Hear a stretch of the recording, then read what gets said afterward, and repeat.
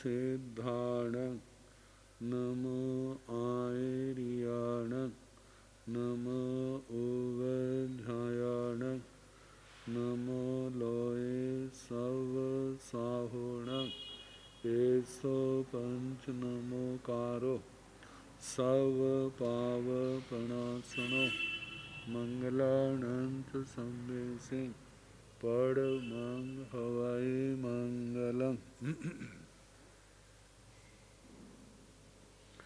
जिन शासन जिन वाणी सदा जयवंत हो, श्रमण संग सदा अविचल मंगल हो। मुक्ति को प्राप्त श्रमण भगवान महावीर स्वामी, उनकी परम पावन कल्याणी भागवती वाणी वाचक प्रमुख श्री इंद्र भूति गौतम आदि गणधर भगवंत युग प्रधानाचार्य परम पूज्य श्री सुधर्मा स्वामी जी महाराज, उनकी परम पावन पाठ परंपरा वर्तमान आचार्य ध्यान योगी परम पूज्य श्री शिव मुनि जी महाराज एवं गुरुजन सबके पावन चरण सरोजों में मेरा अनंत अनंत वार वंदना नमस्कार।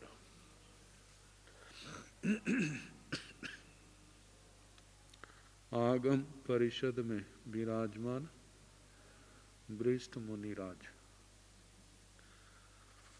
अन्य मुनिवृंद, परम आदरणीय भगवती स्वरूपा महासाध्विया जी, श्री स्थानंग सूत्र की वाचना प्रारंभ है। 8वां स्थान सुनाया जा रहा है। कल 8 अक्रियावादियों के मतों का वर्णन आया था। अब 8 प्रकार का महानिमित्त, इसका वर्णन जब हम आवश्यक सूत्र सुना रहे थे उस समय 29 प्रकार का पाप श्रुत उसका वर्णन आया था। तो उसमें 8 प्रकार के महानिमित्त का भी वर्णन था। तो वही 8 प्रकार का महानिमित्त जहाँ पर 8वें स्थान के अनुरोध से वर्णन किया जा रहा है। 8वीं महानिमित्ते पणत्ते तन जहाँ भौमे उपाते सुविणे अंत लिखे अंगे सरे लखणे बंजने। 8वीं महानिमित्ते पणत्ते। महानिमित्त जो निमित्त शास्त्र है वह 8 प्रकार का कहा है। तंजाहा जैसे कि भौमे भौम, इसका संबंध पृथ्वी से है, आगे वर्णन करूंगा। उपाते उत्पात, जब कोई दुर्घटना होती है, उपद्रव होता है, उससे संबंधित। सुविणे स्वपन, स्वपन से संबंधित इसमें बातें हैं। अंत लिखे अंतरिक्ष से संबंधी जिसमें बातें हैं वह अंतरिक्ष महानिमित्त शास्त्र है। अंग शास्त्र जिसमें अंगों का वर्णन, शरीर के अंगों के संबंध में जिनका वर्णन है, अंग महानिमित्त शास्त्र है। सरे स्वर, स्वर व्यक्ति की आवाज, और दूसरा नासिका से चलने वाले स्वर, उनके संबंध में। लक्षणे लक्षण और व्यंजने व्यंजन, जे 8 निमित्त शास्त्र है। जो नाम लिया है उनका वर्णन इन ग्रंथों के अंदर है। कहा जाता है सूत्र, वृत्ति और वार्तिक, इन भेदों से इनके 24 भेद हो जाते हैं। तो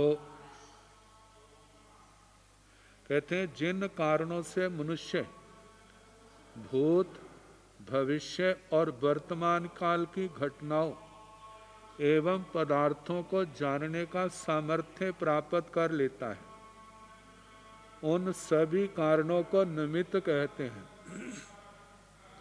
उन कारणों एवं साधनों का वर्णन जिन ग्रंथों में होता है वे ग्रंथ भी निमित्त शास्त्र के नाम से कहे जाते हैं। उन ग्रंथों का सूत्र, वार्तिक, भाष्य आदि के द्वारा विस्तार किया जाता है। सूत्र में तो अत्यंत संक्षिप्त पाठ होता है, वार्तिक सारगर्भित संक्षिप्त व्याख्या होती, और भाष्य जो है उसमें सूत्र के वार्तिक के एक एक शब्द को खोल के बताया जाता है और उसके भाव बताए जाते हैं। तो सूत्र से ज़्यादा विस्तार वार्तिकों का है और वार्तिकों से ज़्यादा विस्तार जो है भाष्य का है। तो इन ग्रंथों का परिमाण सैकड़ों, हजारों, लाखों श्लोकों का हो जाता है। तो ये महान ग्रंथ महानिमित्त कहलाते हैं। महानिमित्त के जो 8 भेद हैं जिनका वर्णन, पहला भौम। भौम का मतलब भूमि से भौम बना है। मंगल ग्रह को भी भौम कहा जाता है। भूमि से संबंधित लक्षणों का प्रतिपादन करने वाला शास्त्र भौम निमित्त शास्त्र कहलाता है। भूमि में हलचल का होना, शब्द सहित भूकंप का होना, जय भूमि उर्वरा है जब बंजर, जय भूमि किस बीज को उत्पन्न कर सकती है, इस भूमि के अंदर कौन कौन सी धातुएं हैं, कितनी दूर है, कितनी दूरी पर जल है, गैस है, तेल है, यूरेनियम, ऐसे बहुमूल्य तत्व, मतलब भूमि के अंदर कहाँ सोना है, कहाँ चांदी है, कहाँ तांबा है, कहाँ लोहा है, इस संबंधी ज्ञान। इन पदार्थों को जानने के लक्षणों और शुभ अशुभ फल का ज्ञान कराने वाले शास्त्रों को भौम महानिमित्त कहते हैं। इसके संबंध में कहा जाता है, जब कभी पृथ्वी महान शब्द करती हुई कांपती है तो उसका लक्षण दिया जाता है सेनापति, मंत्री, राजा, प्रजा, इनके ऊपर मुसीबत आती है। तो ऐसा वर्णन भौम शास्त्र से संबंधित है। बुजुर्गों से ऐसा सुना है कि किस नक्षत्र में भूकंप आदि आए तो उनका भविष्य के संबंध में क्या परिणाम होता है। कहीं कहीं निमित्तों में अच्छा भी बताया जाता है और कहीं कहीं पर बुरा भी बताया जाता है। तो इन सब का वर्णन जिस शास्त्र में हो भूमि से संबंधित उसको भौम निमित्त शास्त्र कहा जाता है। ये आठों के आठों जो है पाप श्रुत का है, कहा जाता है जब कोई इनके अंदर उलझ जाता है तो प्राय करके मोक्ष मार्ग से वो भटक जाते हैं, क्योंकि लोक में प्रतिष्ठा बढ़ जाती है, आदर मान बढ़ जाता है। जब ऐसी सरसाई आए तो रूखा सूखा शास्त्रों का पाठ कहाँ से अच्छा लगेगा। लोगों का परिचय बहुत बढ़ जाता है तो आत्मा की साधना एक प्रकार से घट जाती है। तो मोक्ष मार्ग से विपरीत करने के कारण से ही समय व्यर्थ जाता है, इसलिए इनको पाप श्रुत कहा जाता है। आत्मार्थी जीव जानने का निषेध नहीं है, लेकिन इसके प्रचार प्रयोग का निषेध है। तो पहला है भौम महानिमित्त। अब दूसरा है उपाय उत्पात। इसका अर्थ होता है उपद्रव, आकस्मिक दुखदायी घटना, हलचल, दंगा। ये मुख्यतः 3 प्रकार के होते हैं, दैविक, भौतिक, आध्यात्मिक। इनको त्रिविध दुख के नाम से भी कहा जाता है। जिन लक्षणों से भावी उत्पातों को जाना जाए, उन लक्षणों का ज्ञान कराने वाले शास्त्र को औतपात महानिमित्त कहते हैं। तो इसके अंदर ग्रह नक्षत्रों की चाल को देखते हुए कितनी बार ज्योतिषियों की ऐसी भविष्यवाणियां होती हैं, ऐसा ऐसा ग्रहों का नक्षत्रों का योग हो तो किन किन क्षेत्रों में कौन कौन से उपद्रवों की संभावना होती है। और वे उपद्रव जो हैं, बाढ़ का रूप भी हो सकता है, महामारी का रूप भी हो सकता है, राष्ट्रों के आपस में युद्ध भी हो सकते हैं, प्रांतों में भी विषमता का वातावरण हो सकता है, राजनीति की उथल पुथल के संबंध में भी जिनमें बताया जाता है। तो इन्हीं लक्षण शास्त्रों से कितने ज्योतिषी लोग मतलब आने वाले समय से संबंधित भविष्यवाणियां कर देते हैं। कितनी बार भविष्यवाणियां सत्य भी होती हैं और कितनी बार असत्य भी निकल जाती हैं। तो इसके संबंध में पूर्वजों जिससे जो सुना है, गलत निकलने का कारण जो बताया है, वह गणित का कहीं ना कहीं गलती हो जाती है। कहते हैं थोड़ी सी भी गलती हो जाए तो फलादेश में आकाश पाताल का अंतर आ जाता है। तो ऐसी जो बातें बताने वाले शास्त्र हैं, उनको उत्पात और भाव अर्थ में औतपात कहा जाता है। औतपात महानिमित्त शास्त्र। आगे तीसरा है स्वपन। कहते हैं सोते समय जब गाढ़ी नींद होती है तब तो सपने नहीं आते। शास्त्रों में भी वर्णन आता है स्वपन प्राय करके, ना जागते को आते हैं ना गाढ़ी नींद में सोए हुए को। अर्ध निद्रावस्था में स्वपन आते हैं। और स्वपन आने के भी कई कारण होते हैं। कई बार स्वपन का कारण दिन की सोची हुई बातें होती हैं।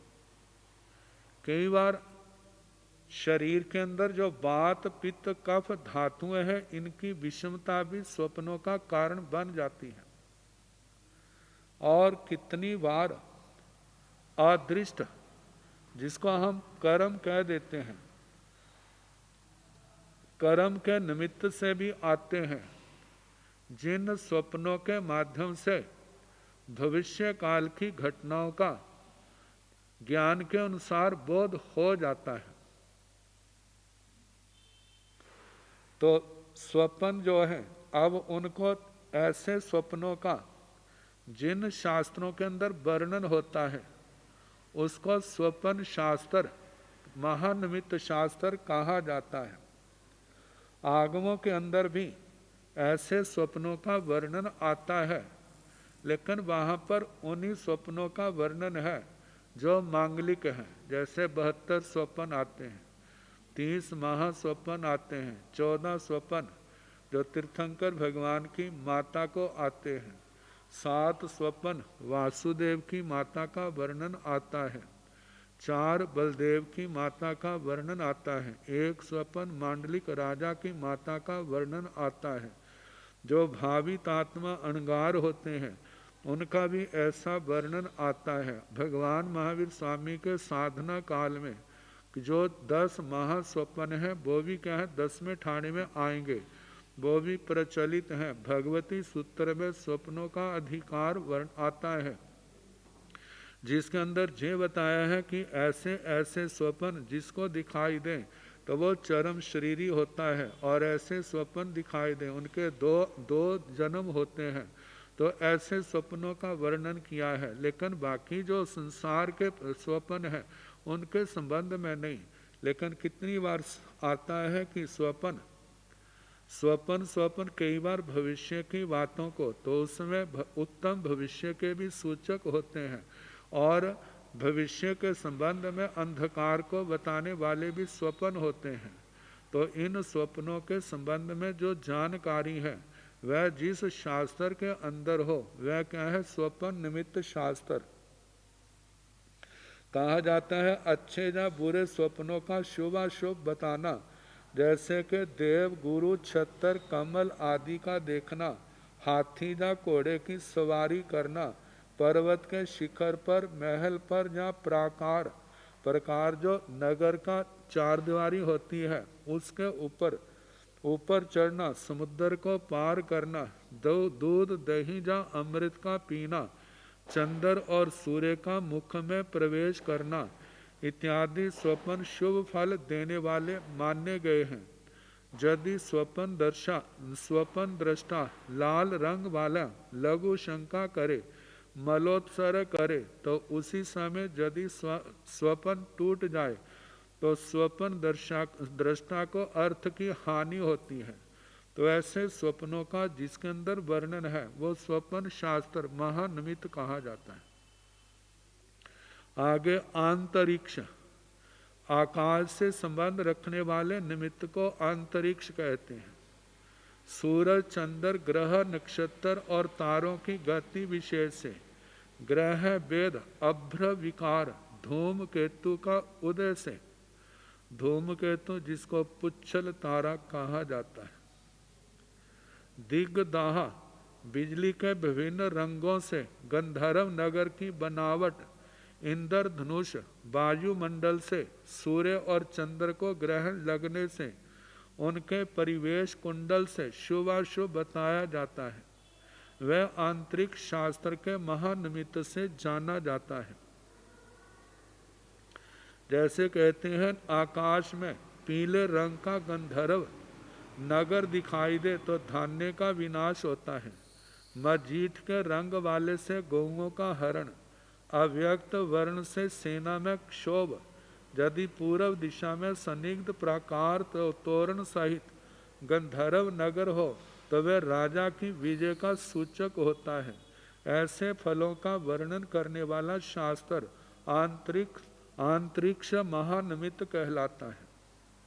आगे अंग महानिमित्त शास्त्र, शरीर के विभिन्न अंगों के स्फुरण से शुभाशुभ फल का बताना अंग शास्त्र का विषय है। पुरुष के दाएं और स्त्री के बाएं अंगों का स्फुरण शुभ माना जाता है। सिर के फड़कने से पृथ्वी लाभ और ललाट के स्फुरण से पद वृद्धि होती है। जिस शास्त्र में अंग स्फुरण के शुभाशुभ फलों का उल्लेख हो वह अंग महानिमित्त शास्त्र है। आगे स्वर, इस पद से 3 अर्थ ग्रहण किए गए हैं। षड्जादि 7 स्वरों के द्वारा शुभाशुभ बताना, जैसे 7वें ठाणी में आया था स्वर मंडल का वर्णन। दूसरा है ईडा पिंगला सुषमना, मतलब ये नाक से बहने वाली हवा। दाएं स्वर से, दायां स्वर जो है उसको सूर्य स्वर कह देते हैं, बाएं को चंद्र कह देते हैं। कभी दायां स्वर चलता है, कभी बायां स्वर चलता है, कभी दोनों चलते हैं। तो दोनों चलते हैं वो सुषमना कहा जाता है। तो कहते हैं 3 स्वरों के द्वारा शुभाशुभ फल बताना। तीसरा आया है पक्षियों के आवाज को समझना, तो पक्षियों के शब्दों से शुभ अशुभ बताना। इन सब का समावेश स्वर शास्त्र में हो जाता है। इनका वर्णन जिस शास्त्र में हो उसे स्वर शास्त्र महानिमित्त कहा जाता है।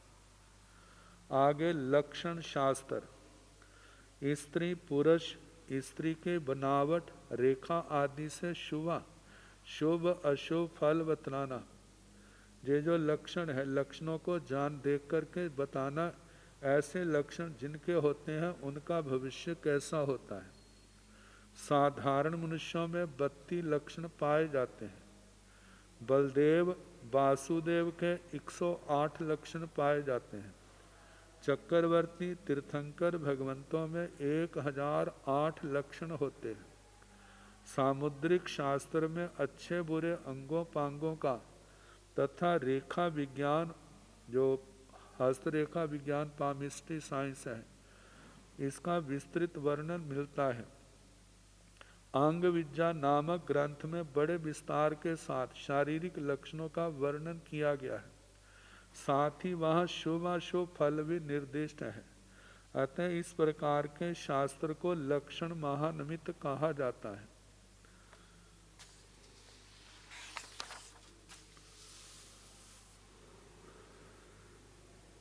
लक्षण शास्त्र के अनुसार जो बताया जाता है, जिस व्यक्ति की हड्डियां पुष्ट हो तो उससे जाना जाता है जो व्यक्ति धनवान होगा। मांसल होने से सुखी समझा जाता है। शरीर की त्वचा प्रशस्त होने से व्यक्ति विलासी ऐसा माना जाता है। आंखें सुंदर होने से स्त्री बल्लभ, राजहंस, वृषभ, हाथी की तरह मस्त चाल वाले को यान सवारी का साधन मिलता है। ओजस्वी गंभीर शब्द वाला सत्ताधीश होता है। उसकी आज्ञा सर्वमान्य होती है। विशिष्ट शक्ति संपन्न व्यक्ति सबका स्वामी होता है। लक्षण शास्त्र। अब 8वां है व्यंजन शास्त्र।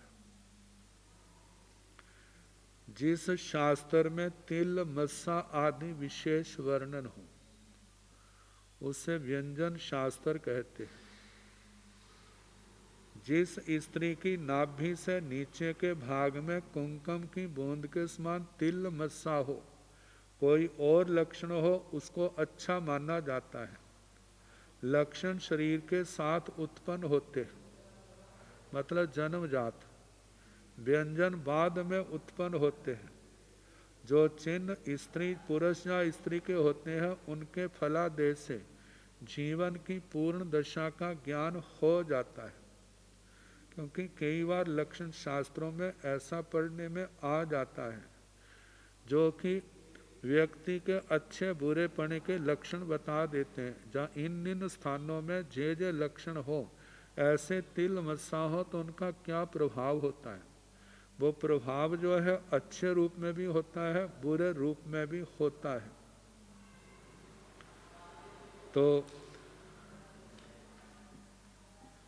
तो ये व्यंजन शास्त्र ये 8वां, जिसमें तिल, मस्सा आदि के संबंध में बताया जाता है।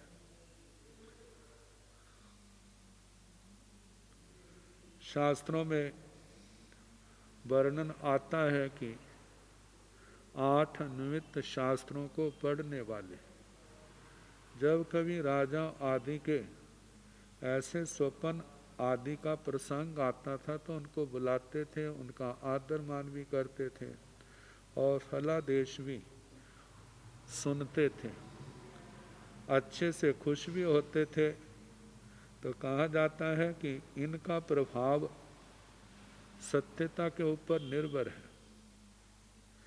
और भगवती सूत्र में ये भी वर्णन आता है कि गोशाले ने भगवान पार्श्वनाथ जी के कुछ संतों से, जो अपनी मर्यादा से थोड़ा इधर उधर हो गए थे, उनके पास से 8 ये जो पापश्रुत के 8 प्रकार का महानिमित्त सीखा था, जिसके कारण से वह भूत भविष्य की बातों को जानने लग गया था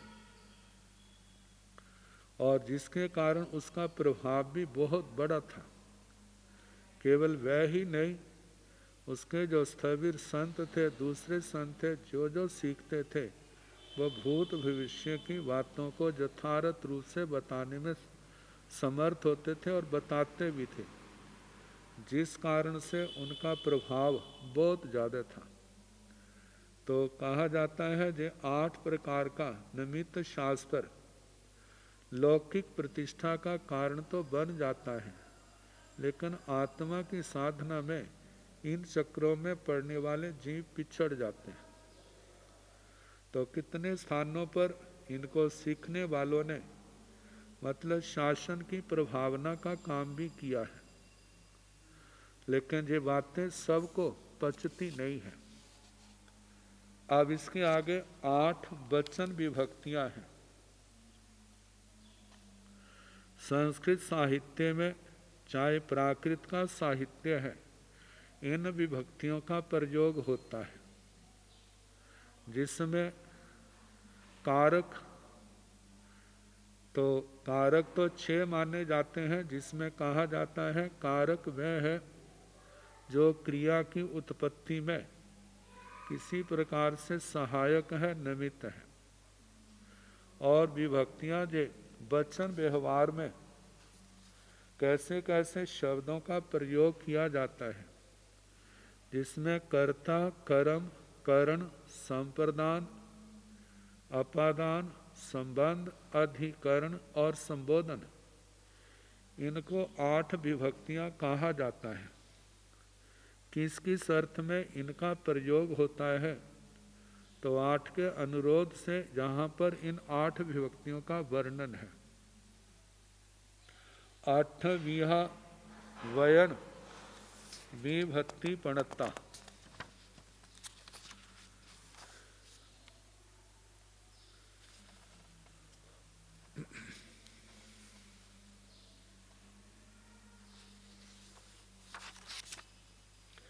तन जहाँ निर्देशे पड़मा होई बिया उब ऐसणे तैया कर्णमी कया चौथी संपयावणे पंचमी अवायाणे छठी ससामी वायणे सप्तमी सन्निहाणथे अष्टमी आमंत्रणी भवे तथ पड़मा विभक्ति निर्देशे सो इमो अहंवती बिया उण उव ऐसे भाण कोण व इमंग व तंग वती तय्या कर्णमी कया नियंग च कयंग च तेणवा मयवा हंदी नमो साहाय हवाई चौथी पयाणमी आवणे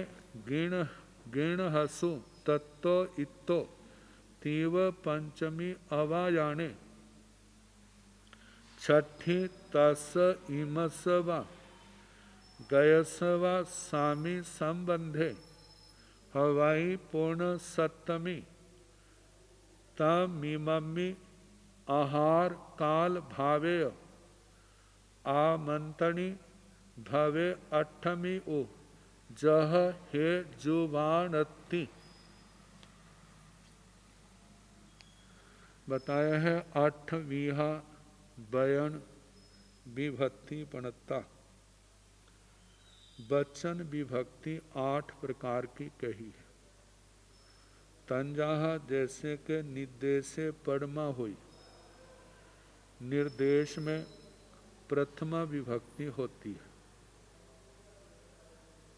जहाँ वर्णन किया जाता है जो कार्य कर रहा है, तो जो कार्य कर रहा है उस समय प्रथमा विभक्ति आती है, जो कर्ता के नाम से कही जाती है। बिया उव ऐसणे, उपदेश में द्वितीय विभक्ति होती है, जिसको उपदेश आदेश दिया जाता है, तुम जे करो, तो वहाँ पर द्वितीय आ जाती है। तैया कर्णमी, कर्ण में तृतीय विभक्ति होती है। कहा जाता है साधक तमम कर्णम,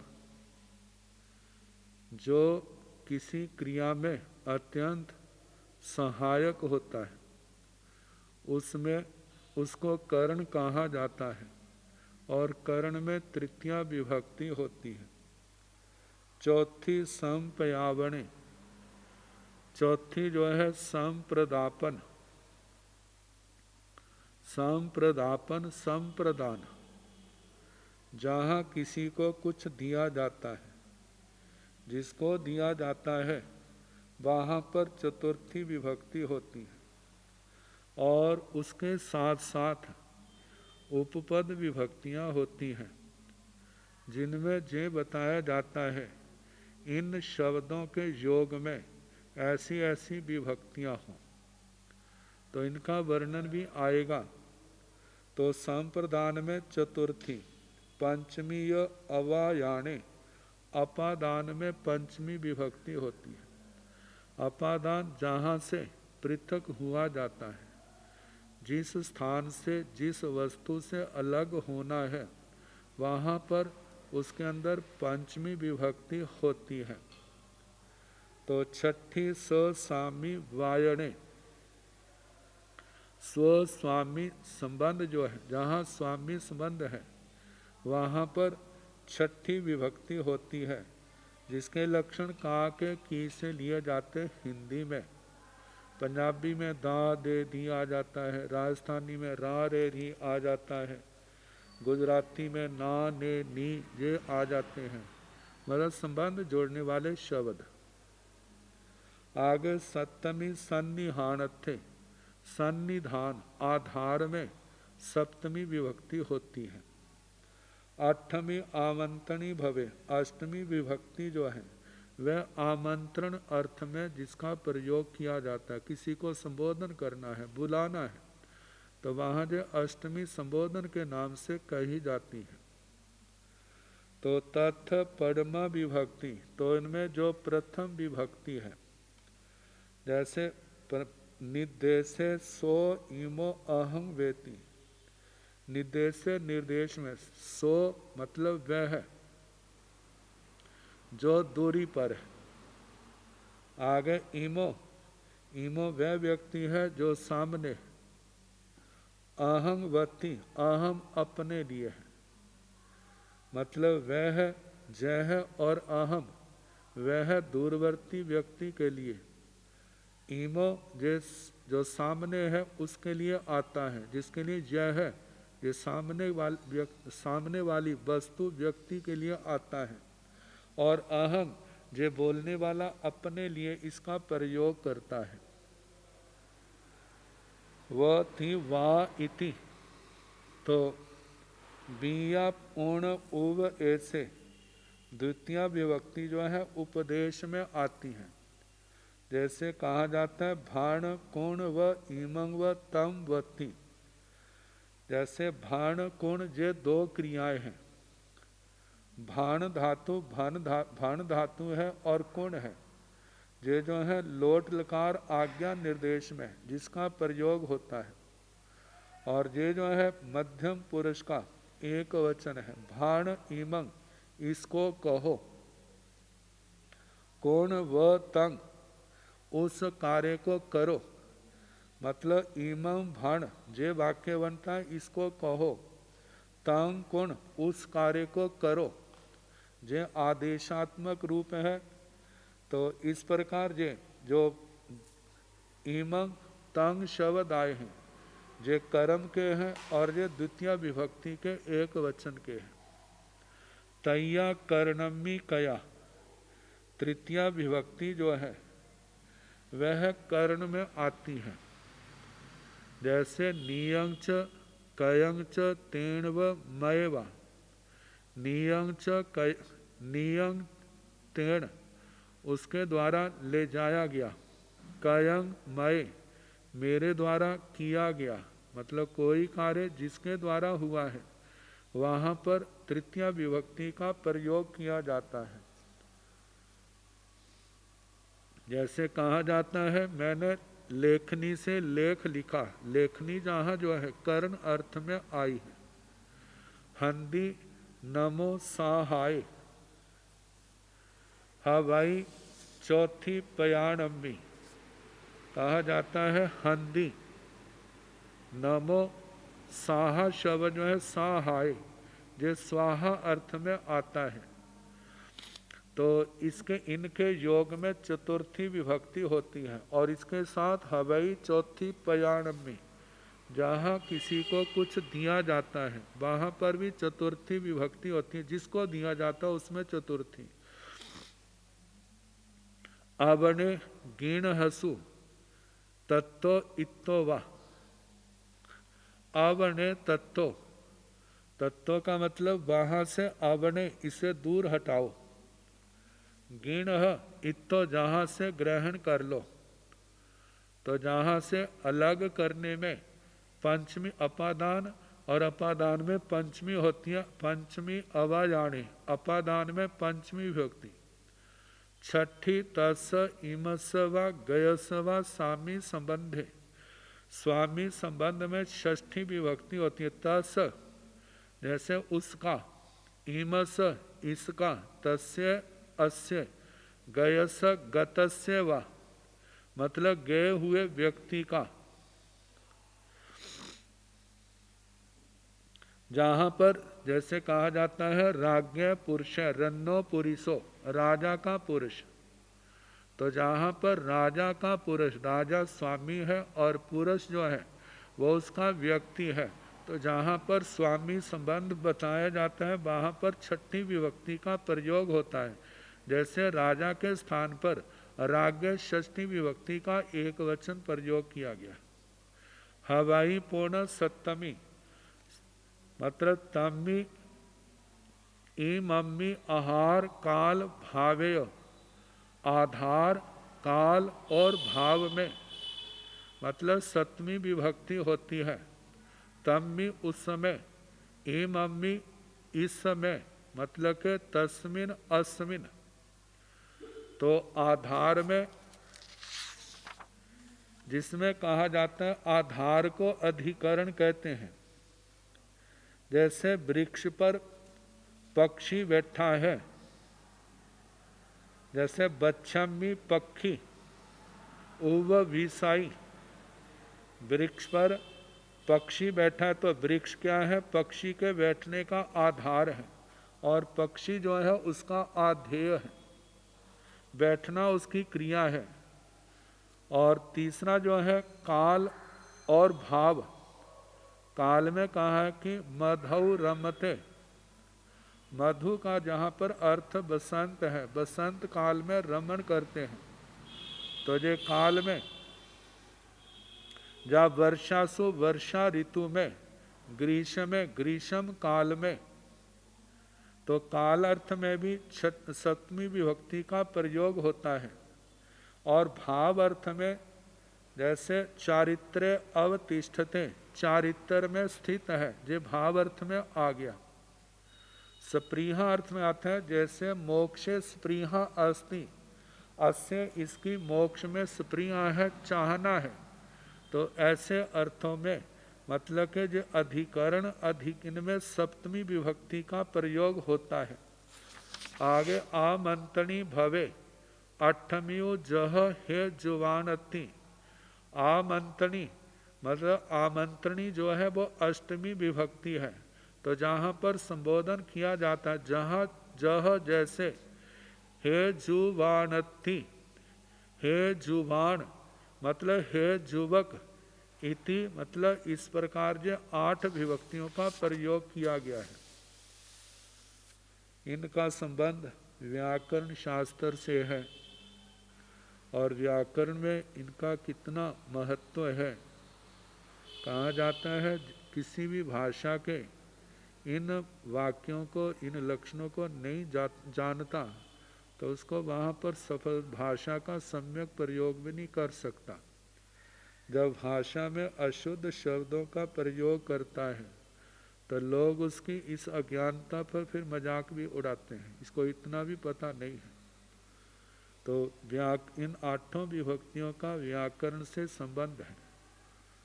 अब इसके आगे शब्दमस्त और केवली, इनका ज्ञेय विषय। 8 ठाणाई छौ मथेण सभावेण न जानाई न पासई तंजाहा धमथि कायं चाव गंधं वायं।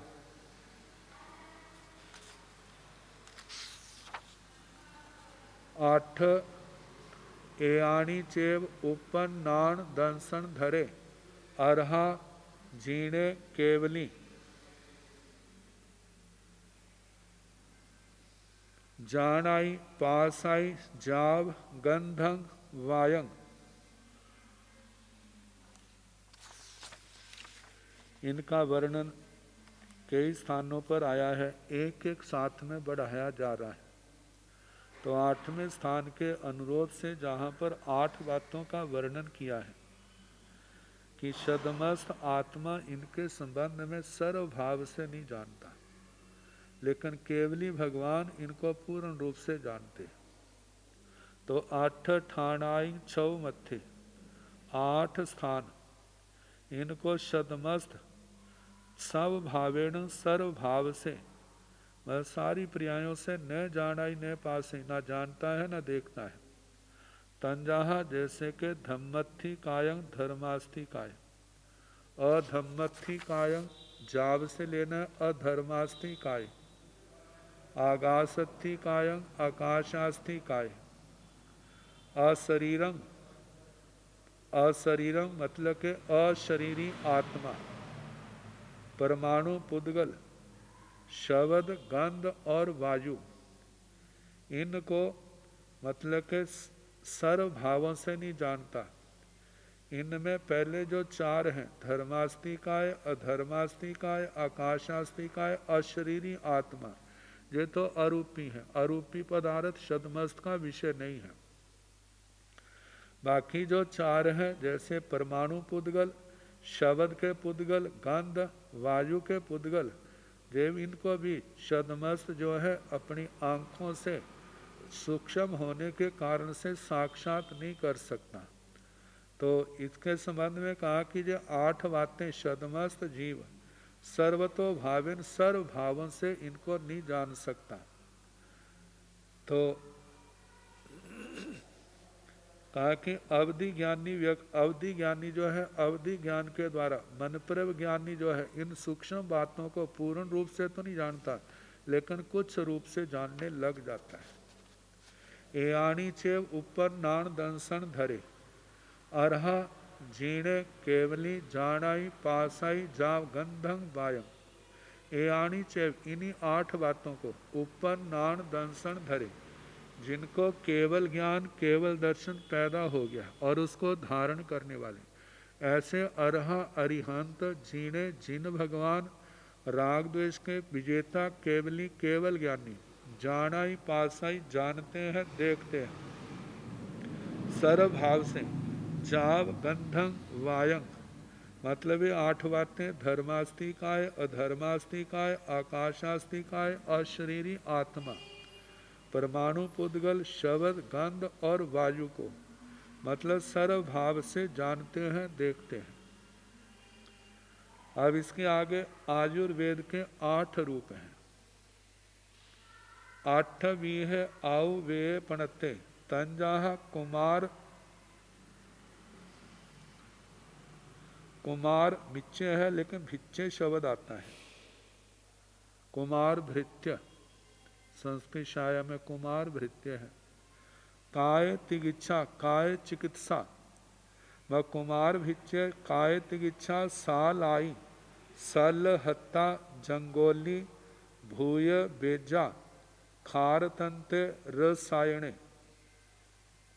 8वीं है आउ वे पढ़ते आयुर्वेद 8 प्रकार का कहा है।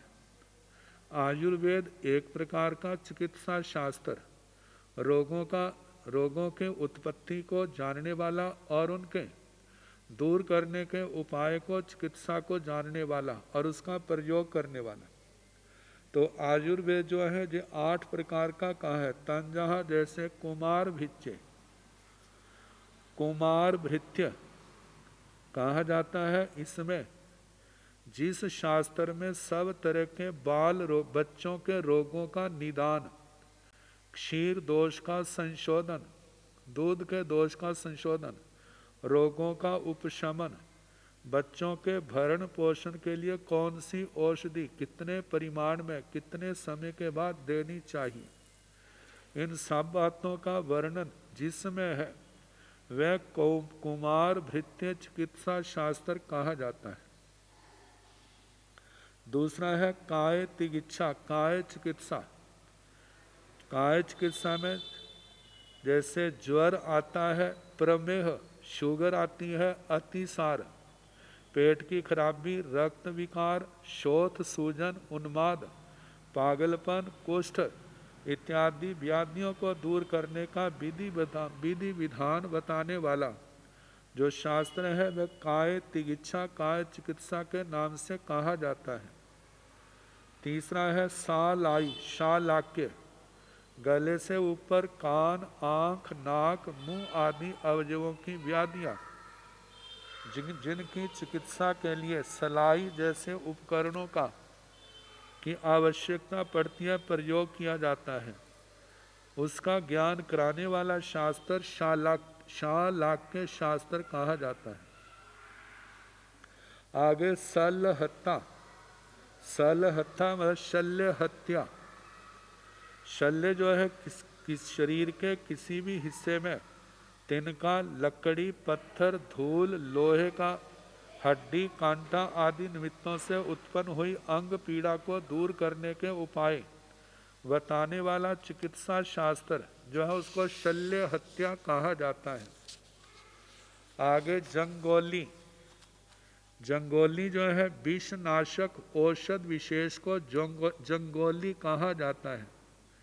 जिस चिकित्सा शास्त्र में सांप, बिच्छू आदि के विष को दूर करने के उपाय, संखिया, मिठा तेलिया, अफीम इत्यादि से विषाक्त शरीर से विष उतारने के उपाय, जहर को मारने के उपाय वर्णित हो, वह चिकित्सा शास्त्र जंगोली कहा जाता है। आगे भूव बेजा, भूत विद्या। जिस शास्त्र में भूत, पिशाच, यक्ष, राक्षस, देव, असुर आदि के द्वारा जो व्यक्ति अभिभूत है उसकी शांति करना, स्वस्थता के लिए विद्या प्रयोग करने की रीति नीति, उपाय करने का ढंग बतलाया गया हो, उसके अनुसार उसका उपचार करना भूत विद्या कहलाती है। और सातवां है खार तंत्र, क्षार तंत्र। क्षार तंत्र जिसमें शारीरिक शक्ति की वृद्धि के उपाय बताए गए हैं।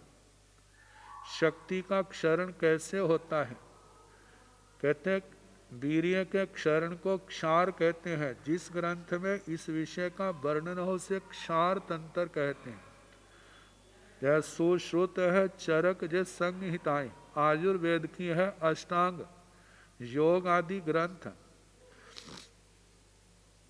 ग्रंथों में इसे बाजीकरण तंत्र कहा जाता है। उसका भी अर्थ यही है कि जिस मनुष्य का वीर्य क्षीण हो गया है, वीर्य बढ़ाकर उसे हृष्ट पुष्ट करना, जो पुरुष होकर नामर्द या नपुंसक हो जाते हैं उनका उपचार इसी तंत्र के आधार से किया जाता है। आठवां रसायन, रसायन रस का अर्थ है अमृत, आयन का अर्थ है प्राप्ति, जिससे अमृत की प्राप्ति हो उसे रसायन कहते हैं। रसायन के प्रयोग से बुढ़ापा जल्दी नहीं आता, बुद्धि बढ़ती है, आयु की गति ठीक चलती है, रोगों का अपहरण होता है। रसायन के निर्माण और प्रयोग की विधि बताने वाला शास्त्र रसायन तंत्र कहलाता है। इस रसायन शास्त्र के अंदर जैसे कि लोहे की भस्म बनाना, सोने की भस्म बनाना, पारे की भस्म बनाना, ऐसे संख्या आदि इनको जो ऐसा बनाना जिससे वो जहाँ जो जीवन नाशक है जब उनको भस्म बना दिया जाता है और उसकी सारी विधि बताई जाती है और उसका परीक्षण होता है कि जब वह पूर्ण मतलब के रसायन बन गया है तो वो जीवन के मतलब के जहाँ शक्ति को देने वाला है वहाँ पर रोगों को भी नष्ट करने वाला है।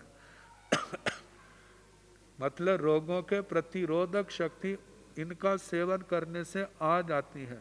तो कहा जाता है यदि जय विधि से पूर्ण रूप से तैयार हो गए हैं तो अमृत का रूप और इसमें किसी प्रकार की कमी रह गई हो तो जो जहर का काम भी कर जाते हैं, जिसमें परिपक्वता ज्ञान की विशेष आवश्यकता होती है।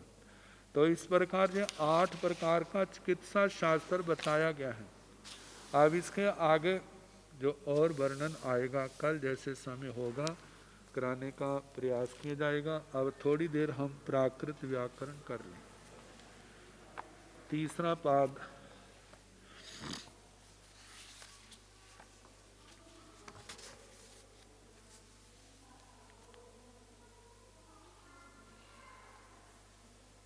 इकसठवां सूत्र करा दिया था, अब 62वां सूत्र है। किंग तद भ्याम दास है। ये दो शब्द हैं किम और तद, और षष्ठी विभक्ति के स्थान पर इनके संबंध में बताया है। संस्कृत में तो पुल्लिंग में नपुंसक लिंग में किम का छठी विभक्ति का बहुवचन केशाम बनता है, और स्त्रीलिंग में किम शब्द का कासाम बनता है, तद शब्द का तेषाम और स्त्रीलिंग में तासाम। लेकिन प्राकृत में इनके रूप कैसे बदलते हैं तो बताएं, किंग तद भ्याम परस्यामे स्थाने दास इत्यादेशो वा भवति। किम और तद के आगे जब षष्ठी विभक्ति का बहुवचन आम प्रत्यय आता है तो बताया है आम के स्थान पर दास जय आदेश विकल्प से होता है।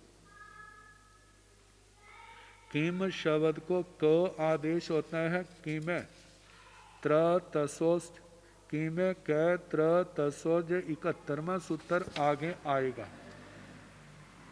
उससे क आदेश हुआ। आगे आम प्रत्यय है, आम को दास आदेश किया, ड की संज्ञा करके लोप कर दिया, और क के अ का लोप होने पर मिलाने पर कास बना। ये दास प्रत्यय है, विकल्प से होता है। ताद शब्द में जो आम है आगे पहले द का लोप करते हैं अंत्य व्यंजनस्य से, और आम के स्थान पर दास दास का आस रहता है, त के अ का लोप करने पर मिलाने पर तास बनता है। कास का मतलब किसका व किन्न का, अनेक के लिए है। तास का मतलब उन का, अनेक के लिए आया है, छठी विभक्ति का बहुवचन। जब दास प्रत्यय नहीं होता तो किम जमा आम तद जमा आम है। किम को को आदेश हो जाता है, किमे कह त्र तसोच, तो किम को क हो गया, तद का जो है तद आम है, द की अंत्य व्यंजन से लोप कर दिया, तो ऐसे क जमा आम त जमा आम ऐसे रूप बने। और जब जे इससे नहीं हुआ तो इससे पूर्व का सूत्र है आमो डेसिंग, आम को डेसिंग आदेश हो जाए, डेसिंग का एसिंग रहा, और क और त के अ का लोप करके मिलाने पर केसिम तेसिम बना, म को मोनुस्वार से अनुस्वार कर दिया, ऐसे केसिंग तेसिंग जो रूप बने। अब इसके आगे 63वां सूत्र है, किंग जत तद भ्यो ngस। इसमें 3 शब्दों का वर्णन किया, किम जत और तद। कहा कि एभ्य परस्य ngस स्थाने दास इत्यादेशो वा भवति। किंग जत और तद के बाद यदि छठी विभक्ति का एक वचन आता है ngस, तो इस सूत्र से ngस के स्थान पर दास आदेश विकल्प से किया जाता है। तो ngस से ये जो तीसरे पाद का 10वां सूत्र है उसका अपवाद है। तो बताया है किम जमा ngस था, किम को क आदेश किया, जद का वह किम का कर ले, किम को क आदेश किया, और ngस को दास किया, दास का आस रहा, ड का लोप कर दिया, और क के अ का लोप करने पर जहाँ पर मिलाने पर कास बन गया, तो जो संस्कृत में जिसको कहते हैं कस्य, उसके स्थान पर कस्य भी रूप आता है, और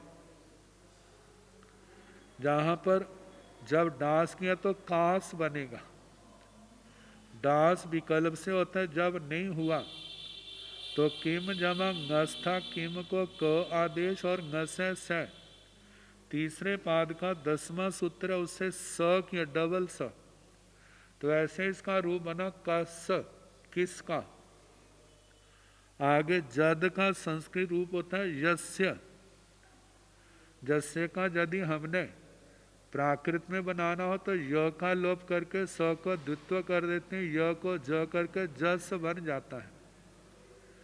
लेकिन वैसे जो व्याकरण की प्रक्रिया से बनाना है तो जद के आगे ngस प्रत्यय है, अब य को ज कर दिया, द का लोप कर दिया, ज रह गया, और जब इस सूत्र से ngस के स्थान पर डास किया, ड की संज्ञा करके लोप कर दिया, और ज के अ का लोप करने पर मिलाने पर जास रूप बना। और जिस समय डास नहीं किया तो ज के आगे ngस है, तो ngस से स करने पर जस रूप बना। ऐसे ऐसे ही तद का तास और तस बनता है। तद जमा ngस, द का लोप, ngस को डास, डास का आसरा, त के अ का लोप किया, और लोप करने पर मिलाने पर तास बना। जब डास आदेश ngस को नहीं हुआ तो ngस से तीसरे पाद के 10वें सूत्र से ngस को स कर दिया, और मिलाने पर तस रूप बना। आगे बताया बहुलाधिकारात, बहुलता के अधिकार से, किम तद भ्याम आकारांता भ्याम अपनी डासा देशो भवती। कहते किम और तद, इन दो शब्दों से, मतलब मानो इनको स्त्रीवाचक बना दिया जाए तो ngस को डास आदेश हो जाए। जैसे कस्या धनम, ये स्त्रीवाचक शब्द किसका धन, तो जहाँ पर किम शब्द है आगे ngस है, किम को क किया और स्त्रीलिंग का बनाने के लिए आप प्रत्यय करके का बना दिया, का जमा ngस, तो ngस को जब डास किया, डास का आसरा आ का लोप करके इसको मिलाने पर कास बना, कास धनम, किसका धन।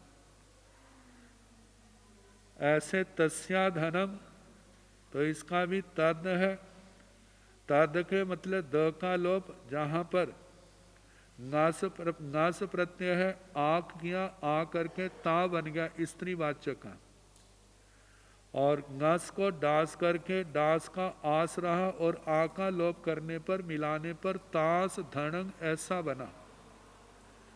और स्त्रीवाचक में आगे जब डास नहीं होता है तो काय ताय ऐसा रूप बनेगा। जैसे किम और तद के आगे ngस किया, ngस करने पर किम को क किया, तद का त रहा, द का लोप करने पर, और आ करने पर स्त्रीलिंग बनाने के लिए का और ता जे रूप बने। आगे इसी पाद में 29वां सूत्र आया था, टा ngस गे रदादि देदवा, टा ngस गे, इनको विकल्प से अद आद इद एद जे आदेश होते हैं, तो जहाँ पर केवल ए का रूप बताया है। जैसे मतलब ngस को जब ए आदेश हो गया तो काय बना, और तद के ता के आगे ngस को एक बना, ए लग हुआ तो ताय बन गया, काय ताय मतलब किसका, उसका, ये अर्थ हुआ इसका। अब इसके आगे 64वां सूत्र आएगा, जे भी किम आदि सर्वनाम शब्दों से संबंधित है, इसका कल जैसे अवसर होगा कराने का प्रयास करें।